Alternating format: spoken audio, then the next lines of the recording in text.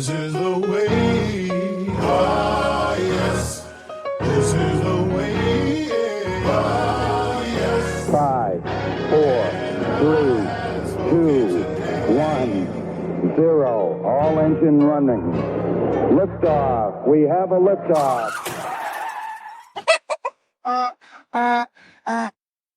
Olá, pessoal, bem-vindos a mais um episódio do nosso podcast Cadê a Hipótese Root? Apresentado por mim, Paulo Bódio, e pelo meu amigo Gabriel Gaudêncio do Rego. E aí, Gabriel, tudo bem?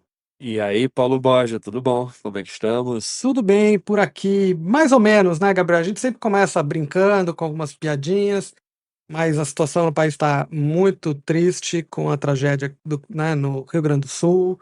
Os problemas todos de enchente e, enfim, a gente, inclusive, para quem depois escutar o nosso podcast e seguir para a descrição, a gente vai listar uma série de ONGs e sistemas para quem quiser fazer doações, colaborar, ajudar.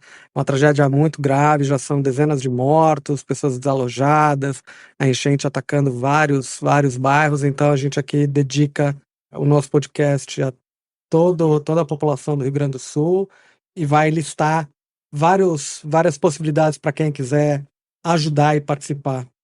Certamente. E é isso, torcer para que tudo lá possa correr o melhor possível, né? Porque pelo jeito vai chover mais ainda, cara. Exatamente, já não tá fácil. Né? E é muito triste porque são questões que são conhecidas, existindo planejamento, as coisas podem ser minimizadas, evitadas, prevenidas, né? Então, falta planejamento. Pois é. Depois da tragédia, o que a gente vê são políticos se organizando para lucrar, inclusive, em cima disso. Então, fake news sobre show da Madonna, dizendo que o dinheiro tinha que ter ido para lá. Tem de tudo, né? As pessoas querem ganhar em cima da desgraça dos outros e não entendem o momento, né? Não é hora de fazer política nesse sentido, né? É hora de ser político, de agir com verba, com decisões que sejam relevantes para o cenário, né? Uma das coisas que a gente conhece, até por conta de estudos que a gente faz aqui, momentos como esse, de grandes tragédias, igual a gente viveu na Covid, a gente tem que evocar um senso de coletividade, né? Um espírito coletivo. Tanto faz se o sujeito tem uma visão de mundo mais à direita ou mais à esquerda, tá todo mundo na mesma, todo mundo brasileiro, tá todo mundo no mesmo, passando pelo problema. A gente tem que ajudar, independente disso, né? A gente tem que fomentar isso. E o papel das lideranças deveria ser para isso, né? Os líderes políticos deveriam, ao invés de ficar sinalizando o que foi dinheiro desviado, foi isso, ou foi aquilo, ou foi erro desse, foi erro daquele. Tem que apontar, obviamente, a gente tem que corrigir, mas esse é um momento de juntar as pessoas em prol daqueles que estão, de fato, sofrendo com o problema, né? Fazer ações é isso, de conseguir verbas, conseguir material e recursos, né? Acho que isso é mais o jeito do que achar culpado agora. Mas é isso aí, Paulo Borja. E série de decisões aí que poderiam ter sido tomadas há muitos anos e que não foram, e agora a gente está vendo uma tragédia e a gente já viu várias, isso acontece, o país a gente está vira e mexe lamentando, né, os mortos, as pessoas que ficam desalojadas, desabrigadas, né, perdas pessoais, perdas materiais, enfim. E a gente vê uma classe que está na ponta das decisões, muitas vezes usando isso como palanque e não para resolver problemas, né? Enfim, então a gente está aí torcendo por todo mundo e a gente vai listar, então, para quem realmente quiser pôr a mão na massa, ajudar com o que puder, porque é isso, cada um vai ajudar da forma que puder, vai ser sempre bem-vindo. Então, lá no podcast, a gente tem o resumo do podcast, né? E a gente vai colocar hoje, ao final do resumo do podcast, lista de grupos que ajudam, enfim, e que tem feito a diferença nesses momentos, né? Sim. E o podcast de hoje, a gente escolheu um tema que fala inclusive disso, né? O tema de hoje vai ser a empatia. A gente vai falar muito sobre empatia hoje. E, na verdade, o tema de hoje ele vai ter uma série. A gente vai falar de empatia hoje e em vários podcasts, porque a empatia é um tema muito complexo em vários níveis, desde o que é empatia, como que se dá empatia, diferenças culturais, diferenças neurobiológicas, modelos teóricos, né? Então tem muitos temas sobre a empatia que a gente vai discutir, que vão merecer vários podcasts, né? Se a gente pergunta para alguém, você sabe o que é empatia? A maioria das pessoas vai falar. Eu acho que balança a cabeça, mas fala que sabe, né? Fala que sabe, agora Se você perguntar, defina mesmo agora. defina empatia, aí a gente vai ver que as definições são muito variadas, né? São demais. Acho que assim, elas vão acabar tendo um cerne comum ali, alguma coisa que chega próximo, mas tem nuances muito interessantes. E a comparação com outros termos que se parecem, né? Que se parecem com a empatia, enfim. Tá. E é isso que a gente vai começar a discutir hoje. Hoje a gente vai começar a discutir um pouco o que é empatia e tentar já trazer alguns exemplos, algumas discussões. E em alguns outros podcasts a gente vai dando os outros aspectos, né? Uma das coisas interessantes de empatia, eu acho que é legal começar com isso. A gente fez uma discussão uma vez sobre Adam Smith, né? Quando a gente estava falando sobre cooperação e tal. E Adam Smith, a gente sinalizou, né? O quanto ele escreveu Riqueza nas Nações, mas também escreveu Teoria dos Sentimentos Morais. O Adam Smith é um dos primeiros que, sem usar o termo empatia, já trazia alguns elementos da empatia como algo com conteúdo, inclusive, moral e função social, né? Que elementos eram esses? Uma das frases do Adam Smith no Teoria dos Sentimentos Morais, né? Sentimos o que ele sente e somos movidos como ele é movido. Entramos, por assim dizer, em seu corpo e nos tornamos, em certo sentido, a mesma pessoa com ele, né? Então, é parte do que muita gente define como empatia, né? Ele não usou o termo empatia, daqui a pouco a gente vai ver em que momento surgiu, mas é isso, né? Tem um outro que ele fala, também uma outra frase que ele fala na Teoria dos Sentimentos Morais, que ele não usa de novo o termo empatia, né? Mas ele usa o termo simpatia, né? E aí ele fala, é por simpatia que somos capazes de entrar na disposição de outra pessoa e de conceber com precisão e exatidão qual seja a relação entre ela e os objetos que a afetam. Isso aqui tem relação direta com algumas teorias para tentar explicar empatia, né? Uma outra frase que ele fala também no Teoria dos Sentimentos Morais é: a simpatia não surge tanto do ponto de vista do espectador quanto do ponto de vista da pessoa principal na cena, cujos sentimentos ele entra e adota. Então a gente adota a perspectiva de outra pessoa. Então quando a gente às vezes escuta as pessoas falando de Adam Smith, justificando uma série de visões egoístas, né? E às vezes olha na psicologia e vê que muita gente esquece de falar de Adam Smith, esquece de colocar, por exemplo, num curso a leitura de um clássico como Teoria dos Sentimentos Morais. Ali está rudimento de coisas centrais da nossa espécie, nesse caso a empatia, né? Deveria ser leitura obrigatória, Teoria dos Sentimentos Morais, do Adam Smith, e também o livro do David Hume, que também trata da moral e desse elemento, né? São dois filósofos ingleses desse período iluminista bem importantes, né? Muito bonito que ele escreveu sobre empatia. Você gostou? Eu gostei bastante. Eu acho que chega bem, né? Que essa ideia de se colocar no lugar do outro, né? E aí tem essa parte de entender os sentimentos do outro e também sentir junto, né? Sentir junto. Não é só entender, né? Também sentir junto, né?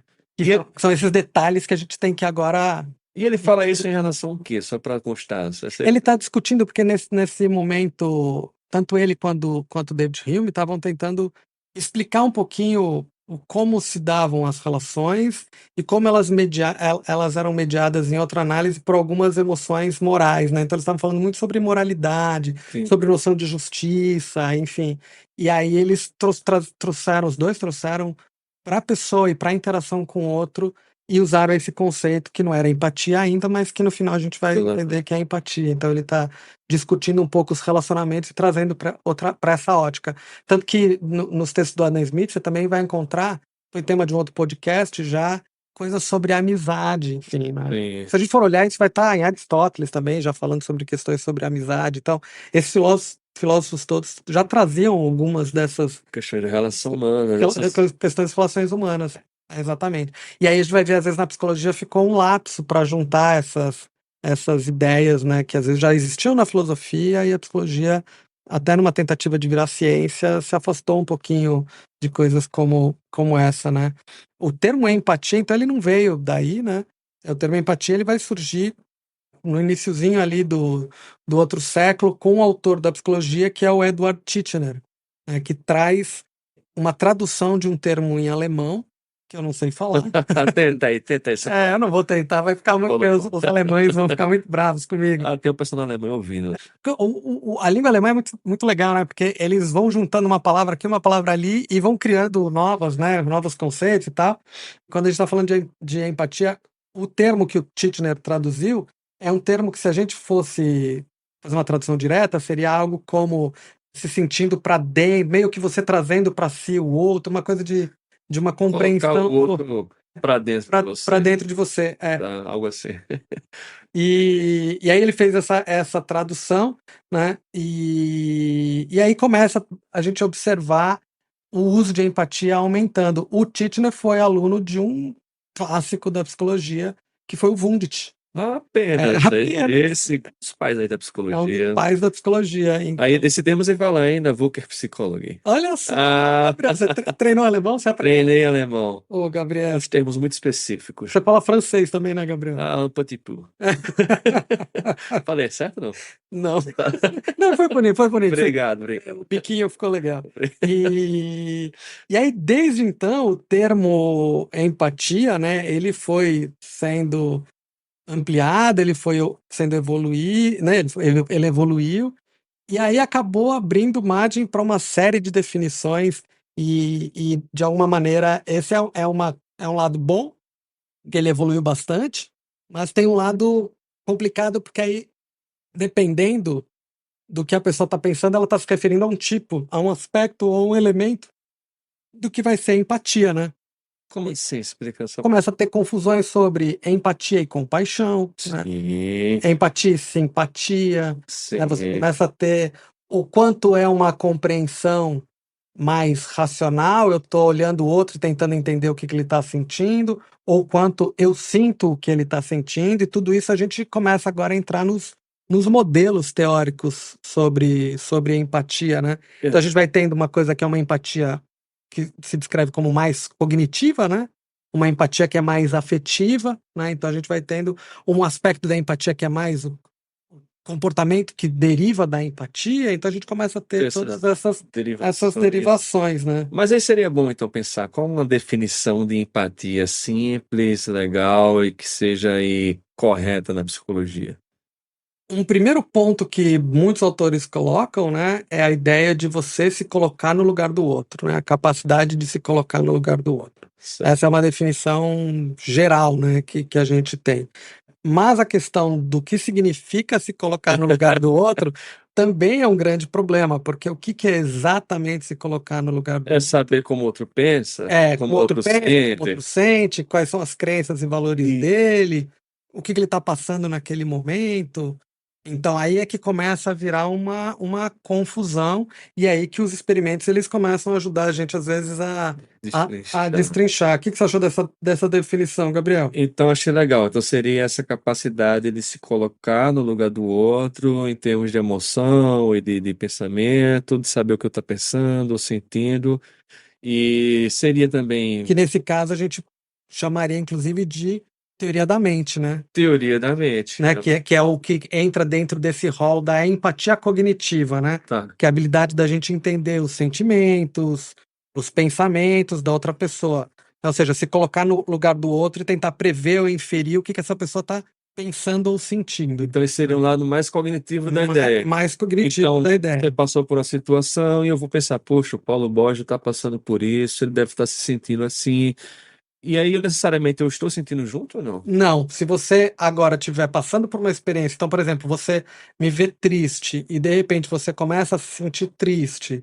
Você me vê cabisbaixo, e aí você também vai ficando cabisbaixo, triste, né, preocupado comigo, mas vai sentindo isso, claro. Mas até uma experiência que chama experiência vicária, né, você começa a sentir, isso a gente já começa a chamar agora de empatia mais afetiva, né? É uma empatia mais afetiva ou emocional, as pessoas usam os termos às vezes de forma intercambiável, né, mas é isso, é a capacidade da gente sentir de forma espontânea as emoções que uma outra pessoa está sentindo, né? Então a gente pode compartilhar tristeza, pode compartilhar alegria, pode compartilhar outras emoções que as pessoas estão sentindo. Nojo, por exemplo, né? Sim. Então a gente está falando de sentir de alguma maneira o que o outro tá Seria tipo sentindo. uma sinergia emocional, a gente tá entrando junto numa reação emocional parecida, né? Exatamente, que algumas pessoas vão chamar às vezes de contágio De emocional. contágio emocional. Contágio emocional. Agora, a gente falou de outros termos, por exemplo, qual seria a diferença, então, disso para compaixão? Vamos chegar nisso. Vai chegar lá? Até que eu tô com dúvidas aqui. Tá com pressa. Eu não sei também. Tá com pressa. Eu já sei a resposta, mas eu tô sendo safadinho, enfim. O importante talvez seja a gente primeiro entender um pouco como que a gente estuda essa capacidade das pessoas tentarem entender os sentimentos, os pensamentos, ou o outro, né? Sim. O que seria a teoria da mente, o que seria essa outra, porque isso está na base, inclusive, da gente entender o desenvolvimento humano, o desenvolvimento infantil, até a gente chegar nesses tópicos que é o da compaixão e coisas do gênero, né? Já ouviu falar, Gabriel, do teste de CLN? Eu já ouvi falar desse teste da CLN, eu já testei com alguns amigos e amigos em festas.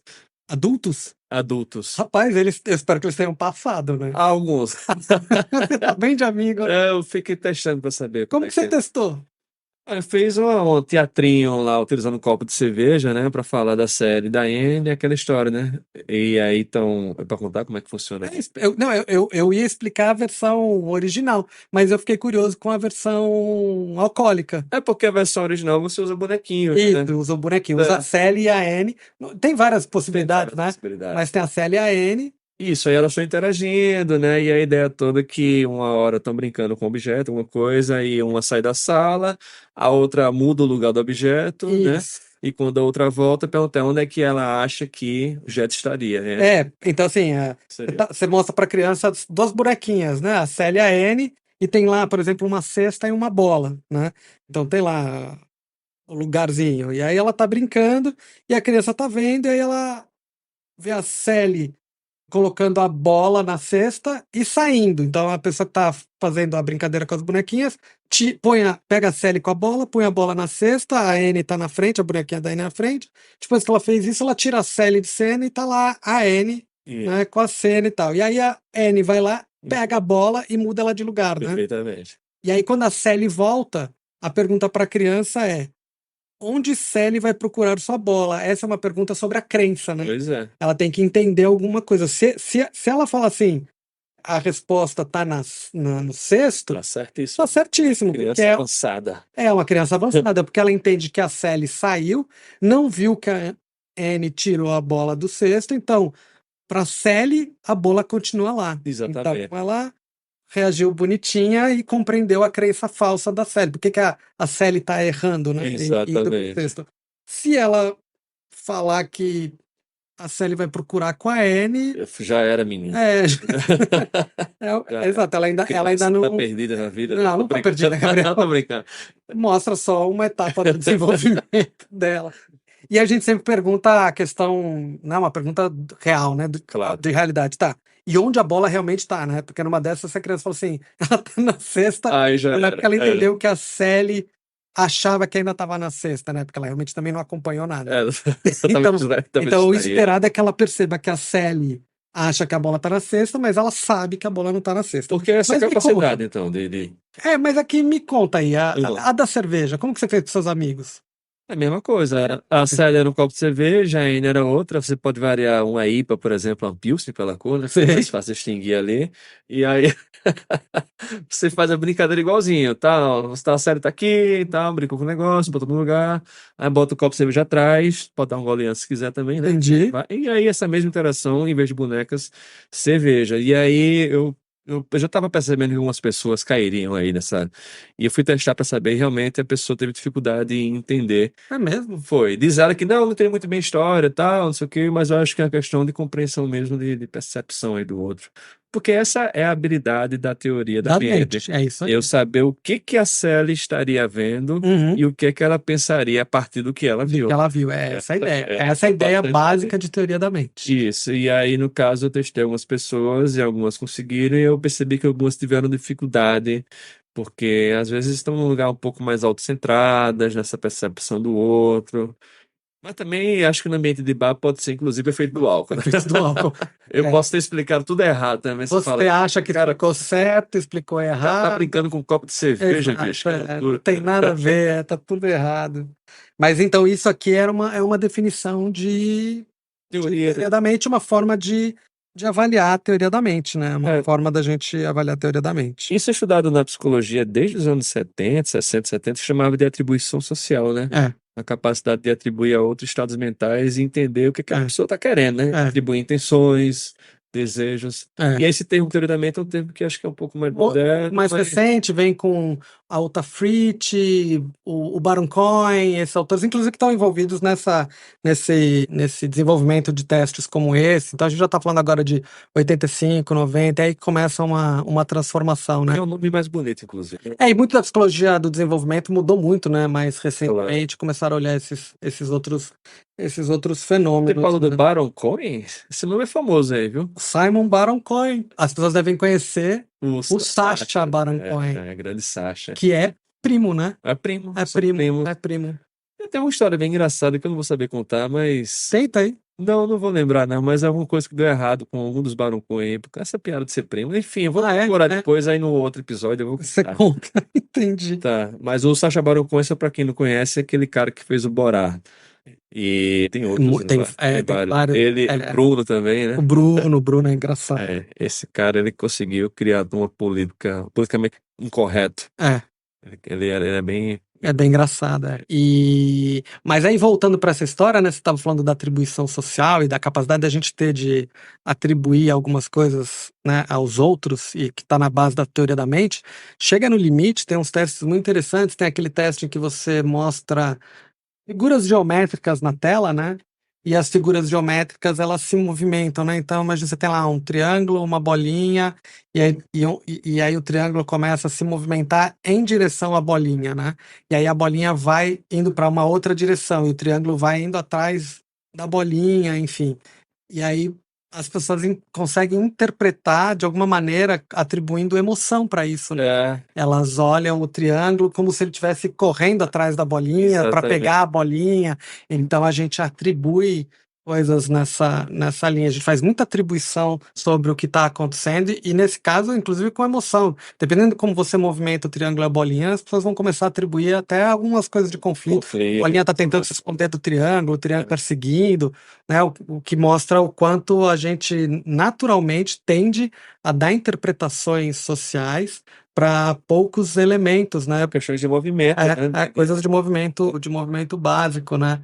É igual identificar movimento humano em pontos de luz também, né? É uma coisa bem interessante. Então a gente vê pontinhos de luz se movimentando, dependendo de como eles estão dispostos, a gente interpreta como se fosse movimento humano, né? Então a capacidade humana bem arraigada, né? De identificar elementos humanos em coisas variadas, movimentos, e interpretar isso como intenção, porque, por exemplo, eu acho que todo mundo que está escutando aqui já deve ter feito aquela experiência de bater o dedinho na ponta da mesa, ou de abrir a gaveta fecha e bate na sua mão, na sua cabeça, e a pessoa foi com raiva da gaveta. Da gaveta. Você já fez isso? Já rolou já? Eu tenho raiva de muito móvel.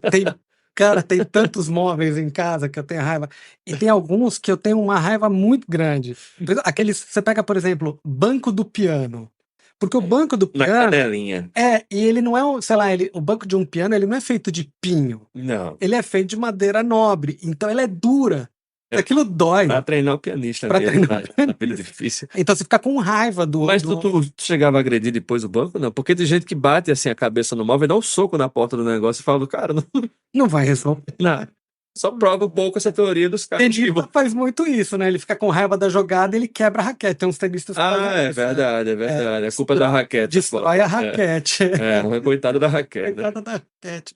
Mas a gente acaba atribuindo muito fenômeno humano, e a gente extrai muito, o que mostra uma habilidade muito natural da gente em extrair padrões, né? A gente tira padrões automaticamente de coisas que estão se movendo e que não são necessariamente humanas, mas como se fossem humanas.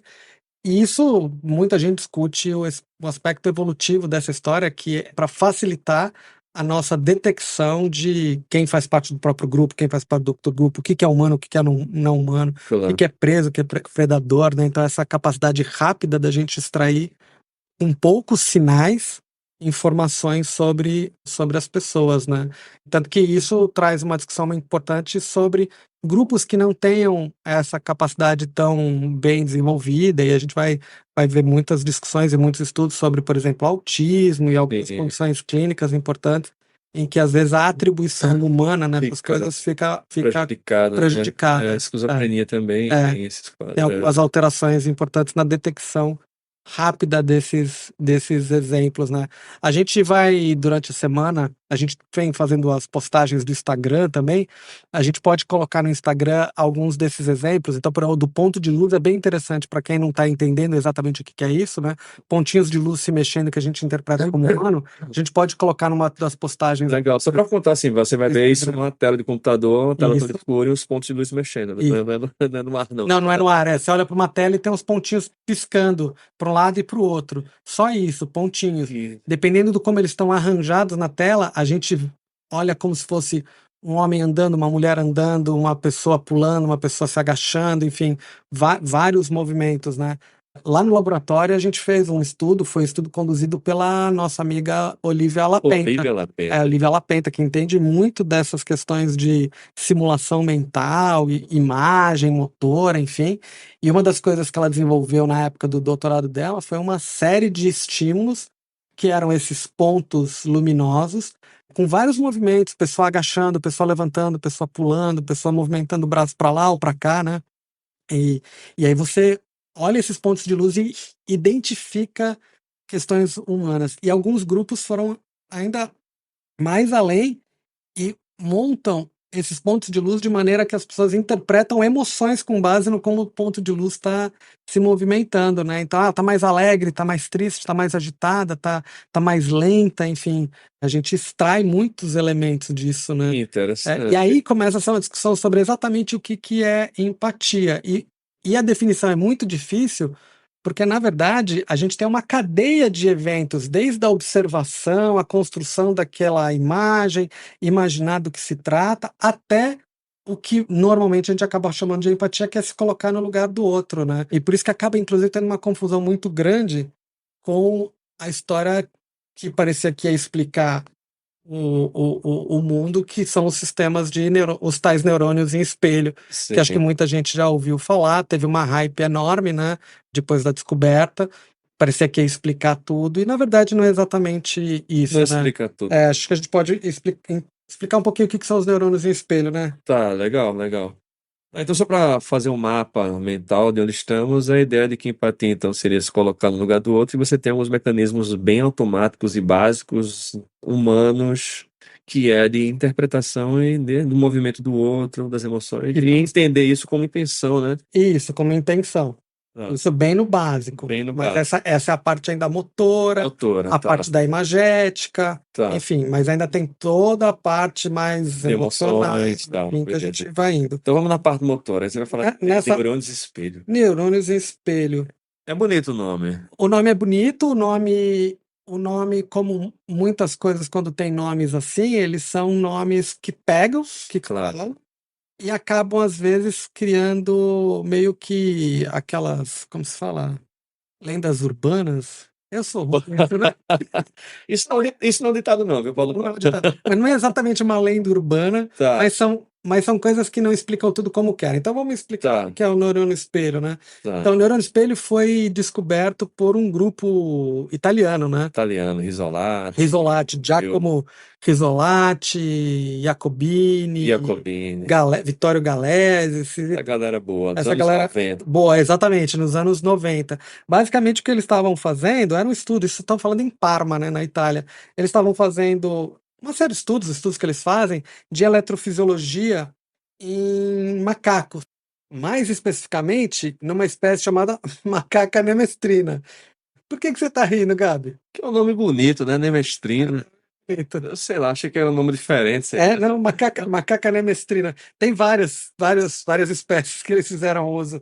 E uma das coisas que eles fizeram, na verdade, o foco não era descobrir neurônios em espelho. O que eles estavam fazendo era investigando neurônios envolvidos no controle de movimentos específicos da mão, né? Eles estavam interessados em entender como que o cérebro dos macacos controlava execuções de ações motoras, para, por exemplo, alcançar e agarrar um objeto, coisas do gênero. E aí eles fizeram uma descoberta dessas que a ciência tem muitas, né? Descobertas acidentais, né? E aí, só para saber, eles foram investigar uma região cortical chamada de córtex premotor. Premotor, né? Isso. Beleza, importante. Só que é uma área envolvida com planejamento motor. Planejamento motor, Aí vou olhar lá, procurar o que está regulando ali. E eles estavam medindo com o eletro, né? Então tinham eletrodos colocados nessa região cortical e eles estavam mensurando. E o eletro, para quem nunca viu, ele gera uns tracinhos elétricos. Se você vê como se fossem umas ondinhas subindo e descendo, né? Então você está acompanhando isso. Ou você pode também olhar o disparo neuronal. Tem várias coisas que você pode olhar, né? Quando você está fazendo coleta direto de populações de neurônios. E eles estavam olhando, estudando isso. E aí um dos pesquisadores, ele entrou na sala onde os macacos estavam sendo testados, né? Enquanto os eletrodos ainda estavam no cérebro dos macacos, né? Então eles estavam lá com os eletrodos gravando atividade elétrica e um dos pesquisadores entrou na sala e quando ele foi, né, agarrar, alcançar para pegar suas próprias coisas, né? Por exemplo, a própria comida, um objeto, enfim, ele verificou que teve uma atividade no monitor que mostrava a atividade neural dos macacos acontecendo exatamente naquele momento em que ele estava fazendo isso. E basicamente o que ele encontrou é que alguns dos neurônios no cérebro do animal, eles dispararam não só quando o macaco pegava um objeto, mas também quando ele observava o pesquisador fazendo a mesma ação. Então imagina isso, você entrando em uma sala e de repente você vê que o disparo neuronal por exemplo, do macaco que você está estudando, ele está sendo ativado, disparado em função do teu movimento. Então ele está vendo o seu movimento e está impactando na atividade neuronal dele. Descoberta bacana, hein? Descoberta que foi considerada uma das grandes descobertas da década, né, em neurociências, meio uma dessas coisas que realmente foi vista como revolucionária, né? Porque a gente sabe muito, discute muito em psicologia, por exemplo, aprendizado por imitação, por observação. Tem muita discussão sobre observação e ação, né? Então tem uma série de discussões muito clássicas na psicologia e, de repente, esse dado abriu uma janela de investigação enorme, tanto que a gente vê, depois desse estudo, uma quantidade gigantesca de laboratórios no mundo investigando os tais, que aí eles chamaram de neurônio em espelho, né? Porque seriam neurônios que meio que refletiam a atividade daquilo que você estava observando, né? E só para constar uma coisa, porque até tu falou, depois tu vai explicar um pouco como há um exagero também no uso desse sistema, né, para falar de explicar várias coisas, né, complexas como empatia, mas também tem pesquisador que fala que não existe neurônio de espelho, que é mentira isso. Isso. Foi replicado em vários laboratórios, né? Foi replicado, a questão toda assim, existem exageros, mas existe também coisas que são dados concretos, objetivos. Claro. Então, esses neurônios, por exemplo, observados, são neurônios na região F5 do cérebro desses animais, que corresponde ao que você comentou agora há pouco do córtex pré-motor. E aí os estudos começaram a detalhar. Então, por exemplo, se eu estou com um animal observando um movimento que está fora do espaço pessoal dele, então, para quem está imaginando, imagina o seguinte: alguém na sua frente, mas afastado o suficiente que, se ele levar a mão na sua direção, ele não consegue te pegar. Então ele está fora do teu espaço pessoal. Ou ele está dentro do seu espaço pessoal. Se ele esticar a mão, ele consegue te pegar. Então, uma das coisas que esses estudos começaram a mostrar é que algumas células dessas que estão sendo chamadas, em geral, de neurônios espelho, elas respondiam mais quando a gente está fora do espaço e outras respondiam mais quando estava dentro do espaço. O que vai mostrando uma característica muito interessante da resposta neuronal para processar aquilo que pode te atingir, aquilo que não pode te atingir, aquilo que está distante, aquilo que está próximo. Então, essas coisas têm bastante evidência, tem bastante estudo indo nessa linha. Tem também aqueles que começaram a testar, por exemplo, com som que são relativos a ações. Então, por exemplo, o animal está escutando sons relativos a quebrar um amendoim, por exemplo. Alguma coisa que faça parte de uma ação que ele realiza para se alimentar. E o som também recruta essas células de forma semelhante, por exemplo, à da ação. Então vai mostrando agora que o som também tem isso. Então vários estudos começaram a sinalizar coisas como essa. E aí muita gente começou a testar em humanos, né? Será que existe isso também? Só que em humanos é um pouco mais complexo de fazer, porque nesses casos a gente está falando de implantes de eletrodos diretamente nessas populações de neurônios. Em humanos, a coisa não é exatamente desse jeito. E aí o que a gente vai ter? Estudos de ressonância magnética funcional. Então eles não estão agora falando de áreas tão específicas, de células tão específicas, ou estudos de estimulação cerebral não invasiva. Então a gente tenta manipular a atividade cerebral e ver o efeito disso. Então começa a ter esses estudos que, até um determinado limite, a gente consegue identificar áreas que são importantes, por exemplo, na imagética motora, na observação do movimento ou na própria execução do movimento. Então, tem muito estudo indo nessa linha sinalizando. Mas o problema é que o nome neurônio espelho e essa questão dele interferir na imitação criou um cenário muito exagerado de dizer que então descobriram como que se dá a linguagem, como se dá a empatia, como se dá as relações, tudo passou a ser explicado pelos neurônios em espelho, e aí é que virou o exagero. Então, de repente, muita gente começou a discutir que estavam descobrindo agora uma cura para o autismo, porque era só entender o neurônio espelho. Então, começou a ter muito essa discussão, sempre que, na verdade, na base, a gente está falando de fisiologia, de algumas células respondendo a algumas ações específicas, e dentro de um grupo de neurônios. Obviamente passou a se chamar depois de sistemas de neurônio espelho, porque aí você começa a ver outras áreas. Só que outras áreas têm outras células, então de outras coisas, de outros processos neurais, de outras propriedades. Tem umas áreas que são áreas com caráter associativo aí, então que juntam vários fatores e funções. Por exemplo, você tem também nessa região células que respondem, por exemplo, a questões do valor. Isso. De utilidade mesmo. De utilidade. Bem, né? Então, é um pouco mais complexo. E vão responder por exemplo, questões bem nessa linha da recompensa, do valor. Exatamente. Mesmo em área motora, por exemplo. Você vai ter áreas associativas fazendo integração multissensorial e tal. E aí começou a virar uma confusão. Um dos grandes críticos dessa história toda é um sujeito chamado Gregory Hickok. O Gregory Hickok, inclusive, ele escreveu um livro, que aí o título é algo como o mito dos neurônios espelho. É um crítico, é um professor de neurociência cognitiva e é um crítico bem importante nessa história toda, né? E muitos dos argumentos dele vão na seguinte linha. Muito do que está sendo falado, por exemplo, sobre neurônio espelho e linguagem, neurônio espelho e empatia, o Hickok é um estudioso de linguagem, principalmente neurociência cognitiva, muito tem evidência insuficiente. Muito tem como base estudos de correlação e não de causalidade.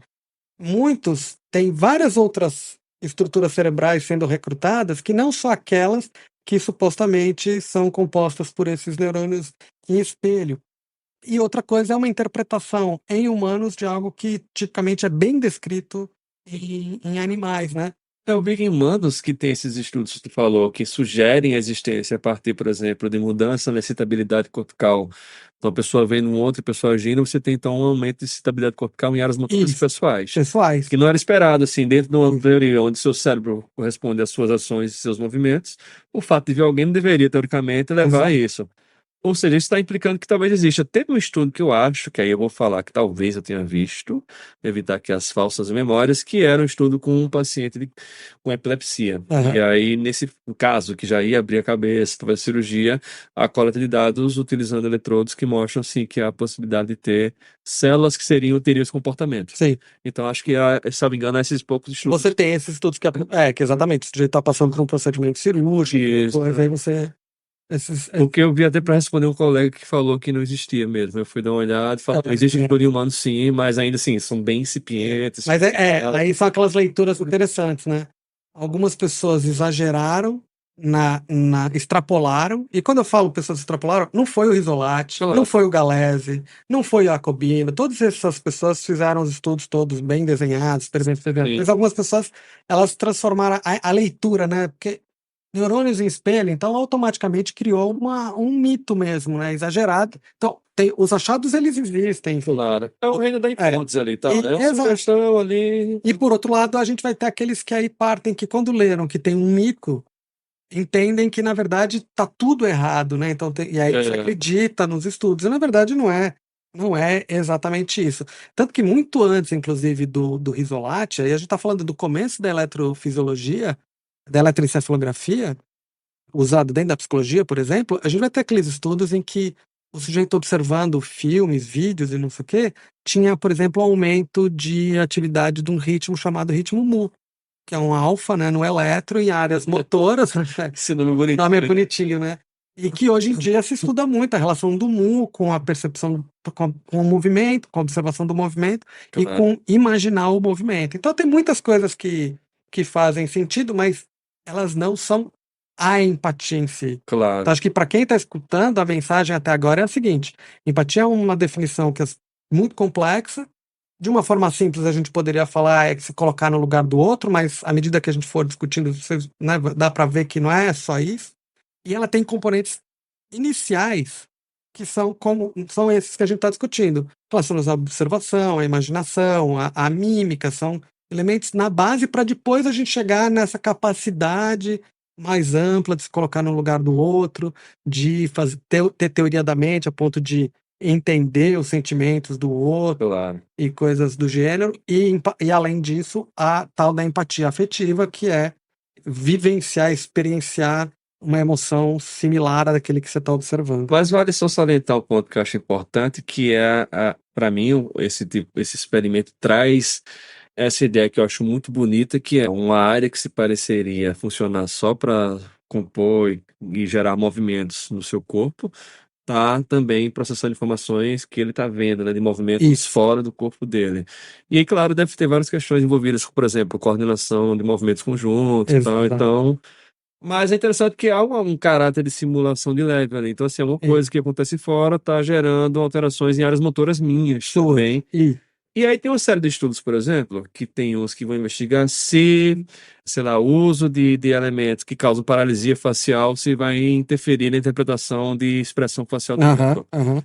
Então, quer dizer, a ideia... E esses estudos mostram que sim, na verdade. Pessoas que têm, por exemplo, paralisia facial, algum problema por uso de alguma substância, botox, por exemplo, perderiam um pouquinho, claro, não muito, mas a acuidade de reconhecer expressões faciais no outro, porque teoricamente a sua face está um pouco rígida, né? Consegue. Teria a ver, não? Tem relação. Com neurodesespero? Porque é uma parte da emoção corporificada, né? Você não tem uma parte da experiência. Porque quando a gente fala da emoção, e aí as pessoas falam, tudo é processado no cérebro. Não, é o cérebro, é o seu corpo, são várias informações que a gente tem, né? E parte é a questão, inclusive, muscular, né? Claro. Os músculos, por exemplo, da face. Então, o zigomático, o corrugador, que são músculos, por exemplo, que estão envolvidos com o sorriso, envolvidos com aquela expressão, às vezes, mais triste ou de raiva. O levantador, que é envolvido muito com expressões que estão associadas a nojo. Então, tudo isso faz parte, porque também tem um feedback para o corpo, né? Então tem essas várias vias, né? Então quando a gente tem uma paralisia, por exemplo, facial, isso vai interferir em um certo grau, claro, da interpretação que a gente faz da emoção do outro. Da emoção do outro, né? Não, só para falar aqui, porque tem gente que faz esses procedimentos, está na moda agora, né? Fazer botox, mas não vai achar que a pessoa perdeu a capacidade. Não perdeu. Mas ela perdeu uma informação que o corpo dá para ela sobre claro. o que tá acontecendo, a experiência que ela tá vivenciando, né? Beleza. Então, esses são pontos importantes. E aí a gente começa a ter algumas teorias, né, dentro disso que a gente está discutindo, né? Uma é a teoria da simulação, que é uma das teorias que se discute bastante, né? Essa eu gosto muito. E a outra é a teoria da teoria. Essa... Você gosta muito da teoria da simulação? É porque o nome teoria da teoria é um nome muito complexo. Eu falarei o quê? Teoria da simulação. Por que você gosta da teoria da simulação? Assisti Matrix, né? Só a geração dos anos 2000 ali que assistiu Matrix. Não sou mais velho que isso, né? Mas não, brincando, porque eu acho interessante essa ideia de que a gente simula experiências fora, estados mentais fora, como se fosse a gente passando por isso. Não que a gente mesmo, a gente consegue distinguir, reconhecer isso. Mas a mente humana, ela está o tempo todo simulando situações e, sei lá, vou dar uma radicalizada aqui, uma viajada. Por exemplo, a prova maior disso é quando a gente sonha, né? Então a gente tá tendo experiências de simulação da realidade, né? A mente humana faz isso naturalmente. E fazemos isso também não só com a gente mesmo, com situações que a gente vive, mas também com o que o outro passa, né? Ou seja, quando eu tô vendo Faustão e o cara leva uma porrada no Faustão, nas videocacetadas, eu sinto uma certa angústia. É um estado mínimo de simulação, como se eu estivesse passando por isso. Exato. Então, acho que é uma coisa muito interessante que fala um pouco sobre como o cérebro processa informação e como é que é uma viagem também para o Borja. Entrar em harmonia com outros cérebros, olha só. É uma quase que uma sincronização, né? Tanto que isso é um tópico interessante para a gente discutir, né? Quanto mais a gente. E aí são os dois caminhos, né? Que são correlações, né? Quanto mais a gente observa uma interação muito boa entre duas pessoas, se a gente for olhar do ponto de vista eletrofisiológico, a gente vai ver uma maior sincronização da atividade cerebral dessas pessoas, né? Então é um pouco isso. Quanto mais você está se colocando, mais sincronizado. Tem uns estudos bem bonitos nessa linha. A gente uma hora pode falar sobre isso. Porque essa é a ideia, a teoria da simulação é exatamente isso. A gente simula internamente os processos mentais dos outros usando o nosso sistema, né? Essa é a ideia, para a gente tentar prever, entender, antecipar. Então, teve um estudo que a gente fez aqui, esse foi um estudo com a Ana Allen, na época ela estava fazendo o mestrado dela, e a gente criou uma tarefa que era para olhar com o eletroencefalograma, entender em que momento no tempo acontecia a capacidade das pessoas preverem o evento seguinte. Então eram cenas como, por exemplo, um sujeito ele vai descascar uma banana para comer, aí ele descasca, segura a banana e joga a casca no lixo. Então tem essa sequência. Ou poderia ser, ele descasca a banana, tira a banana e aí ele joga a banana no lixo, né? Se confundiu e jogou a banana no lixo. Então, na tela anterior a ele jogar ou a casca ou a banana, será que a gente já está antecipando que o que vem na sequência é jogar a casca? E aí, tipicamente, é isso que a gente espera, que as pessoas consigam antecipar. Então, se alguém está vindo na minha direção, dependendo das características que ela tem, eu posso prever, não que eu vá acertar, mas eu posso tentar prever que ela vai me atacar ou vai me abraçar, né? Eu olhando esse cenário da banana e da casca, o mais esperado é que a casca seja jogada. E aí a gente estudou em que momento no cérebro acontecia o efeito de identificar que não aconteceu, que não era esperado, né? Então a gente encontrou uma coisa bem interessante, por volta de uns 500, 600 milissegundos, que a gente está discriminando coisas como essa.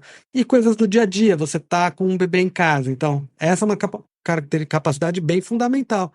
Teu filho tá lá andando, engatinhando, e ele pode pegar vários objetos. E se ele pegar uma bolinha de gude e estiver levando a boca, você tem que ter uma detecção rápida. Então, quando ele pega a bolinha na boca, você já está antecipando uma possibilidade dele colocar a bolinha na boca, né? Ele está pegando a bolinha, ele talvez vá só brincar, mas você já antecipa. E essa antecipação, ela aumenta a chance de você ter uma ação rápida antes dele pôr ela na boca. Então, essa ideia, inclusive, que a gente está tratando desse primeiro aspecto do que é empatia no macro, mas aqui a gente está pegando ainda processos bem básicos, né?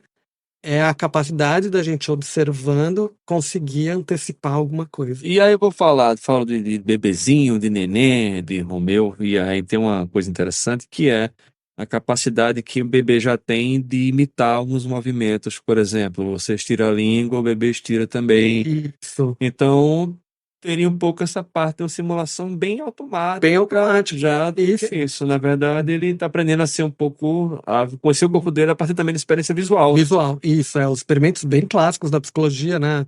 Ele estende a língua para fora, dá um sorriso, ele dá um sorriso, abre a boca, ele abre a boca, alguns padrões. E é bonito porque a gente vai ver que os pais, né, pais e mães e cuidadores, não precisaram passar por um curso para também sinalizar expressões bem evidentes para o bebê fazer igual, né? É meio natural, tanto para o bebê reagir, quanto para os cuidadores fazerem, né, a expressão. É bonito assim, tô falando, porque você vê na situação bem besta, assim, o cara fica na boca aberta, com o bebê, fica olhando, que porra é isso? Mas você sabe que de vídeos que viralizam muito, alguns que viralizam em quantidades absurdas são vídeos de bebê imitando os pais. Que é bonitinho demais. É bonitinho, você tá vendo o bebezinho, o pai faz uma caretinha, ele faz uma caretinha, ele dá uma risadinha, o filho dá uma risada. Então esse mecanismo básico tá na base da sociabilidade, né? Exatamente. E é um rudimento da empatia, de certa forma, né? Ainda não é empatia, né? Nesse sentido de se colocar no lugar do outro, mas a gente já tá vendo que tem coisas automáticas que acontecem que facilitam a gente se colocar no lugar do outro. E aí essa imitação poderia ter tranquilamente a ver com o sistema de neurônios espelho. Não tem nenhum problema falar que, olha, essa base de imitação tem, então esses circuitos motores... As questões motoras bem automáticas, vasto. sim. Isso, beleza. Mas daí depois a gente Falar que- começar a falar que a pessoa está entendendo o sentimento, ela vai E- ter uma Isso. atitude, um comportamento de ajuda, aí já começa a ficar julgando se foi certo, sabe? Aí já claro. começa a ficar uma extrapolação muito Claro. grande, né? Sim. Por isso que é um processo que a gente tem que ir fatiando para entender bem. Então, a teoria da simulação, essa que a gente está dizendo, ela tem isso. A gente usa nossos recursos para simular o outro, né? Agora, teoria da teoria, bicho. Que Então- nome foi esse? Então, teoria da teoria é interessante, porque a teoria da teoria é uma outra abordagem também na psicologia e que alguns autores têm, inclusive, discutindo que, na verdade, ela pode ser conciliada com a ideia da teoria da simulação, né? E, basicamente, a ideia de que a gente prevê o comportamento dos outros pela aplicação de teorias sobre como as mentes dos outros funcionam. Então, por isso que é a teoria da teoria. A gente teria uma teoria sobre Sim. como que funcionaria o outro. E aí a Ah. gente aplica essas teorias para entender e explicar o comportamento alheio, né? Então, meio que a ideia é quase como se a gente fosse pequenos cientistas tentando criar teorias sobre o outro, né? Sobre o que ele está fazendo, enfim. Ou seja, a gente cria modelos mentais, né? A gente teria modelos mentais sobre os outros e está aplicando. Porque tu falou, tem um episódio que falou sobre falsas memórias do Sir Bartlett, e ele fala um pouco sobre esquemas, e ele fala que existe um tipo de esquema, é o roteiro. Então, as situações sociais, elas têm roteiros muito bem definidos, que são teorias que você tem sobre como as pessoas agem, por que a pessoa vai em direção ao buffet, ela vai para comer, Sim. de que maneira a pessoa age para poder usar o banheiro. Sim. Então, assim, seria um pouco disso também. Basicamente, até para a gente contrastar com a teoria da simulação, é mais ou menos o seguinte. Enquanto a teoria da simulação ela vai sugerir para a gente que a gente entende os outros por meio da simulação, né, usando as nossas próprias experiências para entender o outro, a teoria da teoria ela vai sugerir que a gente use um conjunto de regras e de conhecimentos sobre o comportamento humano para fazer as inferências. E aí vem da cultura. E aí você vai ter várias formas para interpretar e tentar entender o outro. E aí por isso que alguns falam que dá para conciliar as duas coisas, né? Porque você pode ter toda essa parte de teoria da teoria, mas ao mesmo tempo usando uma simulação mental, né? Até dá para imaginar, assim, as situações onde você tem um conflito na interpretação da ação de alguém, você fala, não, cara, parece que a pessoa diz tudo ali, que ele vai fazer aquilo ali por um motivo X. Isso. Mas você, por sua experiência pessoal, você está simulando, falando, não, mas não seria bem isso. Então, você poderia ter esse tipo de usar de vários repertórios para poder chegar em algo mais provável. Exatamente. E nós somos bons nisso? Parece que sim. Depende da pessoa. Depende da pessoa. E é aí que as coisas sobre empatia vão ficando mais interessantes. Então, acho que hoje a gente conseguiu abordar esses elementos bem básicos, né? Do que ainda não chegamos assim, do tipo, empatia é isso. Talvez quem escutou fale, mas o que isso tem a ver com empatia? Mas são os rudimentos de processamento de informação muito básicos e essenciais para a gente chegar numa discussão sobre a empatia. Beleza. Então, esse é um primeiro episódio, o próximo vai continuar sendo sobre empatia, então a gente vai ter alguns episódios sobre a empatia. Até porque tem perguntas muito interessantes, né? Por exemplo, quando você fala sobre a gente vai simular e entender o outro, quando a gente vai para alguns estudos da antropologia, por exemplo, tem as discussões sobre a opacidade da mente, porque o sujeito coloca, eu não tenho como entender o que o outro está pensando. E aí começa a ter diferenças culturais. Será que no que ele diz que não tem como entender o que o outro está pensando, ele não tem empatia? Sim. Ou, na verdade, é uma questão cultural que só apenas diz respeito ao seguinte, eu não tenho como exatamente estar dentro da mente do outro para entender. E aí tem discussões bem interessantes que a gente vai fazer nos próximos episódios, inclusive sobre empatia em outras culturas, né? Maravilha, maravilha. Gostei, viu? Muito interessante. Aprendi muito hoje Eu também. com essa história da teoria da teoria. Teoria da teoria. Bonito. E falou dos italianos, acho que é bem interessante, pessoal, porque eles falam de Parma, né? Cidade aí do presunto. Mas a galera lá tem uma experiência muito forte na eletrofisiologia, né? Os caras são animais, hein? Excelentes, Por que será? A Itália é engraçado, a Itália tem uma tradição em estudos eletrofisiológicos e, na verdade, a própria origem da eletricidade, vê Galvani, Alessandro Volta, Giovanni Aldini. Que engraçado isso, né? Cultura com esse cara, gente. É interessante mesmo, eles têm uma tradição muito forte em eletrofisiologia. Interessantíssimo. Muito bom, Gabriel. Pessoal, espero que vocês tenham gostado do episódio. É o primeiro episódio sobre empatia. A gente vai, a cada episódio, ampliando mais esse conceito, até começar a discutir compaixão, solidariedade, ajuda ao outro, enfim, vários tópicos que normalmente a gente interpreta como empatia. Esse episódio foi para começar a construir essa base, né? Exatamente de onde a gente parte para falar sobre a empatia. Mais uma vez eu reforço a importância da gente participar ativamente na ajuda humanitária às pessoas lá do Rio Grande do Sul, nesse momento tão triste, tão trágico. Então, dá uma olhada lá depois na descrição do episódio, que vão ter vários links, enfim, de grupos que a gente considera interessantes de serem apoiados e que têm feito um trabalho muito bom de ajuda. É o que vai fazer a gente perseverar como ser humano no mundo, né? Vamos passar por dificuldades grandes agora, mudanças climáticas e tal. E essa capacidade de estar ajudando e agindo em comunidade, acho que vai ser a nossa salvação. Salvação, né? Exatamente. Legal. Muito bom. Então, obrigado, pessoal. Valeu, Gabriel. Até a próxima. Paulo Baldi, abraço. Valeu.